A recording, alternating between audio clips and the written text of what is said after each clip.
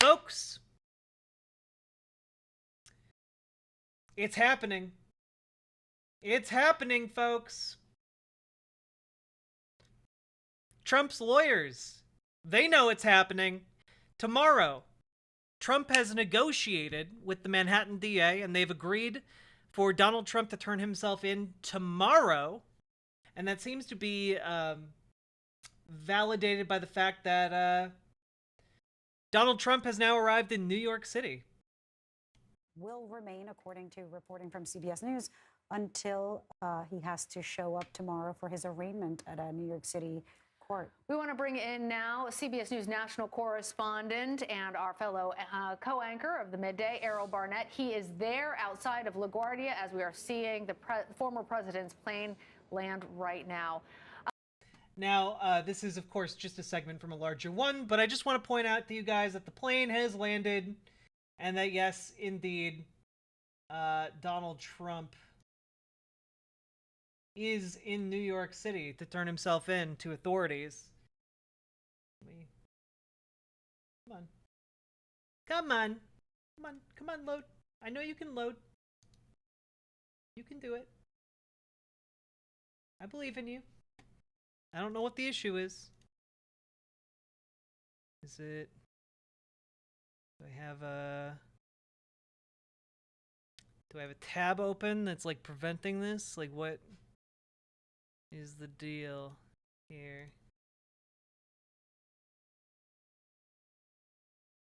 I really Who are joining him.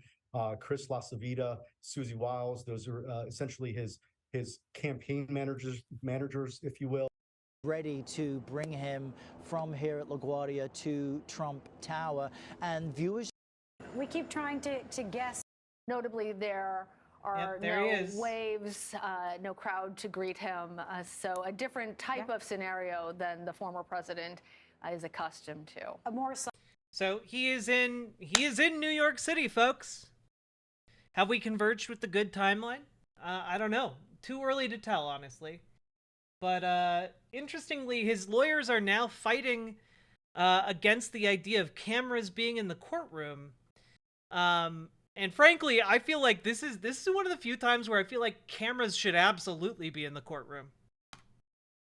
Courthouse, CNN senior crime and justice correspondent Shimon Pokupez and senior legal affairs correspondent Paula Reed are both there. Paula, I want to start with you because several media outlets, including CNN, petitioned the judge to unseal the indictment early and also allow cameras in the courtroom. What can you tell us about the status of that? That's right, Dana. There has been this push for more transparency from media organizations. We wanted the indictment to be unsealed ahead of tomorrow's arraignment, when it is historically usually revealed for the first time. And also there's been a push for cameras in the courtroom, arguing that, yes, while there are not usually cameras in Manhattan courtrooms, that there is no greater public interest than when you are talking about the arraignment of a former president of the United States. Now, the judge gave both the prosecutors and the defense until 1 p.m. today to weigh in. And the prosecutors took no stance on this, but surprisingly, the former president's legal team is opposing cameras in the courtroom. Now, they are really leaning into the idea that this is a security risk. They're saying that this could potentially contribute to a, quote, circus-like atmosphere in the courtroom. And they're also saying that having cameras in the courtroom would go against the former president's right to a presumption of innocence. But, Dana, this is somewhat surprising for someone. Wait, but there are cameras in other courtrooms. Like, how does having a camera go against presumption of innocence? Who's, of course, a very successful reality star. But look, this judge historically has not been in favor of having cameras, even in high-profile cases. So now that the defense has come out against that, it's looking less likely that we will get this access. Yeah, I mean, in some ways it's surprising. In other ways, since he is a candidate to be president, again, not as surprising. The images of the motorcade going to his plane and his plane taking off, those are the images I believe we're going to see in a Trump ad, if there's going to be one. He doesn't necessarily want one in the courtroom. Speaking of the courtroom, what can you tell us about the changes to Trump's legal team? Well, now that indictment has been filed, even though it's under seal, the former president has added. I've heard from a left-leaning site that the charges aren't that strong, even though there's other stuff he's done that's way worse. Well, there is stuff that he's done that's way worse, undeniably. But first of all, we don't know what the charges are. We aren't going to know what the charges are until he turns himself in, I believe. At least the scuttlebutt that I heard was that there were going to be 34 charges involved here.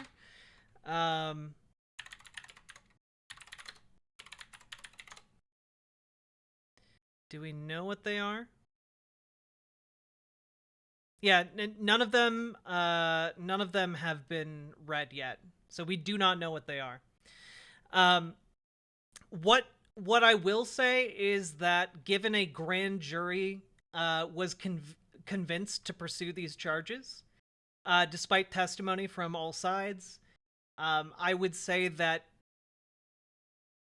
given that the burden of proof, and unfortunately this is how our system works, but the burden of proof to convict or charge, let alone convict a former president of the United States is unbelievably high. You know? So we don't know what evidence they have, but what I will say is that my instinct is that they would not bring charges unless they had him dead to rights. They need to have this the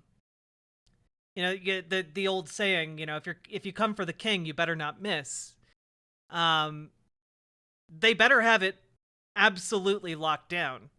Whether or not they are minor charges, remains to be seen. But they better not miss if they're bringing them,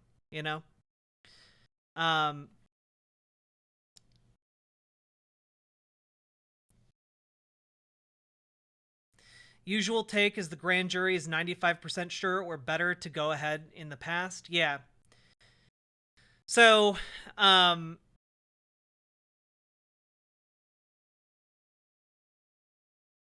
it's interesting, but I would hazard a guess that the reason we're seeing these charges drop first is because they spent the last 2.5 years dotting their I's and crossing their T's.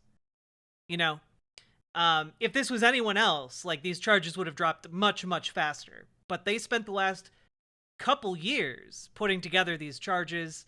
I'm gonna guess that they have a lot of evidence. Now, I could be wrong, and if that's the case, it's going to fall apart very quickly. But it will be interesting to see for sure. My guess is that the Georgia and the January 6th charges, if they come at all, will be quite a bit longer. Maybe still a year out from either of those. So the dead to rights part is what makes me think that it will just be a ton of minor things that even combined won't result in too severe of a charge.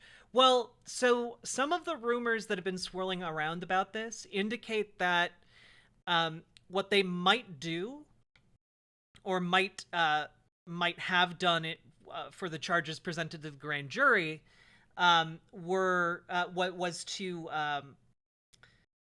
take something that would otherwise be a misdemeanor and argue that the context of it brings that up to a felony. Kind of like how trespassing at the Capitol is a misdemeanor, but if you're doing it to or interrupting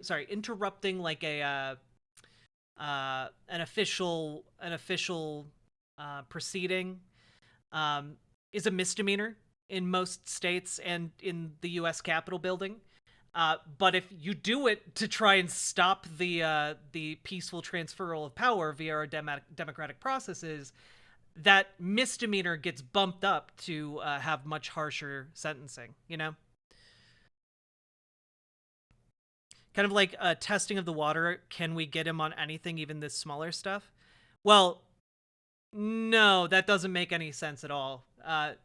Because there's plenty of stuff you could try to get Donald Trump on, right? They aren't trying to see if they can get him on anything. They're trying to get him dead to rights on at least something of substance. Otherwise, they would not bother. Frankly. So is it just normal people deciding whether or not to convict?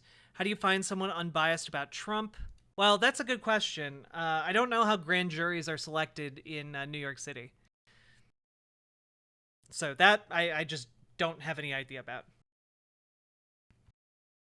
Some Republican donors and politicians are probably cheering this on in their heads. Oh yeah, no, 100%.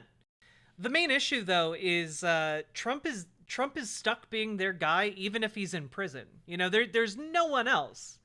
And like even if he was embroiled in this like throughout the entire election season, like it's going to boost his numbers. He's going to be wildin'. 1 second, folks. Got to answer this. An attorney to his legal team. This is not unusual, particularly in these ongoing investigations. We see people coming and going from the team. In this case, it's attorney Todd Blanche. He has been added to the defense team, but a lot of people speculating about what that means for Joe Tacopina, who has really been the most forward-facing member of the defense team. I spoke to Joe a short time ago, though. He said he's still on the team, and he says he will be the lead counsel during the hearing tomorrow. And Shimon, I want to turn to you. There's been a lot of concern, a lot of speculation, a lot of trepidation related to what could be coming from a security perspective. What's your sense of things right now in terms of what the NYPD is prepared to do, both today, tomorrow, kind of the whole assessment of things going forward?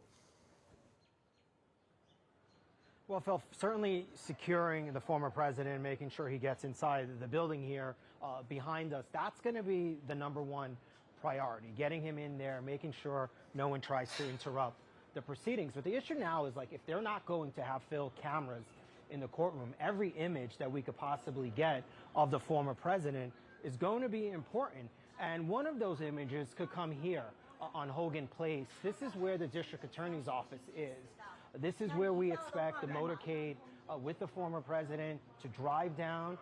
We expect that he's going to come out of the car and then walk through the doors of 1 Hogan Place, which is here to my right, and walk in and surrender to the district attorney's office, and then essentially he will be under arrest.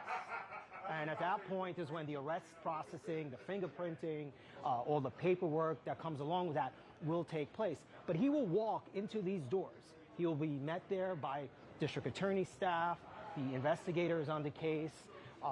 Those are the people that will be making the arrest, and then they will take him upstairs where they will do the processing. But right now, as they prepare for tomorrow, we're seeing a lot of barricades here today. Certainly we're seeing several more officers, court officers, NYPD personnel. And tomorrow what we expect is that this entire street is going to be closed off as they bring the motorcade through here, but then also the streets surrounding the courthouse, because there is some concern for protesters. There's a lot of choreography going on right now. Certainly a lot to watch tomorrow as well. And Shimon is going to be there for all of it. Shimon Prokopez, Paula Reed, thanks so much. I want to get back out to Caitlin outside Trump Tower, and I'd like her opinion on whether it's a regular thing for the president to be against creating a circus-like atmosphere from a media perspective. Caitlin, you have any thoughts on that? Yeah, there'll be some questions about that, of course. That is coming from the Trump legal team.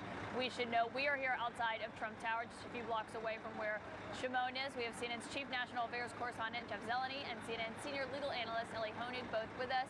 Ellie, the idea that they don't want cameras to be in the courtroom, you know this courthouse very well. Are you surprised by that? No, I'm not. I think that's what I expected. So ordinarily in New York state courts, and that's where we are, we're not in federal court, we're in state court, the rule is no cameras in the courtroom. However, the judge does have discretion. The judge can say, I'm going to allow them. And what the judge has to balance is, on the one hand, the need for transparency and the public interest, which is not just high here, but I would say unprecedented in terms of how high it is. On the other hand, the need to protect the presumption of innocence of the defendant. And the thinking there is, well, the image of somebody standing at a defendant's table, even if not in handcuffs, even if not in prison garb, still could be influential on our jury pool. Let's remember, our whole jury pool is watching. So I think it's not at all surprising that the defense does not want cameras in there. I mean, an image of a person standing at a defense table could be even more prejudicial than a mugshot, if you think about it. So we will see what the judge decides on this. It's important to keep in mind. Tomorrow's arraignment is going to last no more than 10 minutes, maybe as short as 5 minutes. So the judge will make his decision on tomorrow. Ultimately, it's going to be a much bigger question about, does the judge allow cameras in for the trial? If there is a trial, right? And what does this judge have a history of doing when it comes to cameras? Yeah, so this judge historically has not been open to the idea of cameras. He denied a request to have cameras in the Trump Organization trial, which happened last year. He did allow still photography in the room when Alan Weisselberg was sentenced, but that's just a still photo. That's not a live feed. Yeah, Trump's chief financial officer, who is serving the final days of his prison term. Jeff, we just heard from Jason Miller, who is a campaign advisor to Trump. He is on the plane with him right now on the way here to New York. He is now saying, and of course we should know this is what he is saying, it's not from an FEC filing, that they've raised $7 million since the word of the indictment came down on Thursday. Initially, we were told $4 million in about 24 hours. And so we do know that right now they're saying Trump's not going to speak while he's here in New York. We don't actually know if that's what's going to happen. But we do know he is planning to speak tomorrow night back at Mar-a-Lago. He is. He's going to be delivering an address in prime time from Mar-a-Lago once he returns there, and really to do it on his own terms. So it's seen in a way as doing his rebuttal of this, and his speech will surely go longer than the 10 minutes that he's going to be arraigned tomorrow. So this is, he wants something more dignified, we're told, something that's not standing outside of the courthouse. So yes, he wants to gain politically from this in the short term, raising money, getting his rivals to sort of circle behind him, but he also wants to sort of frame this in a way that that he can do it as a former president. And he's inviting friends and allies to Mar-a-Lago. He wants to be surrounded by them. So that is how he hopes to put an exclamation point on this first court appearance, I guess. So again, a short-term political benefit. The $7 million, we should point out, if that's true, that's from small dollar donations, like selling all kinds of a variety of things like indictment merchandise, and just people sending support because they think he's wrong. But again, the long-term benefit of this, we will just have to sort of take our collective breaths. This will be with this presidential campaign, likely throughout the Republican primary, if not beyond. Yeah, it's reshaped the state of the field right now. Ellie, tomorrow Trump will be before this judge that we should know he's been trashing, claiming that he hates him. He's also obviously gone after the district attorney here. We've seen that. There's a chance the judge could dismiss this, potentially. We don't actually know what the judge is going to do. Yeah, so never a good idea to talk negatively about the judge or the prosecutor. Although you're entitled to do that, you do have a First Amendment right. But there's two lines that we have to watch here. Number one, at a certain point, the judge can issue a gag order, meaning I officially order you to stop speaking publicly about this case. And if that happens and Trump violates it, then you can get into serious trouble. The other thing that we have to watch for is if it crosses a line where it gets into that realm of threats, then there could be a charge here, potentially. I don't think we'll see one, but it's possible. At a certain point, threats to a prosecutor, threats to a judge become illegal. Now, that's a matter of judgment for the prosecutor, but if it gets to a point where it appears that Trump is calling for physical violence or making a physical threat, then that's a possibility.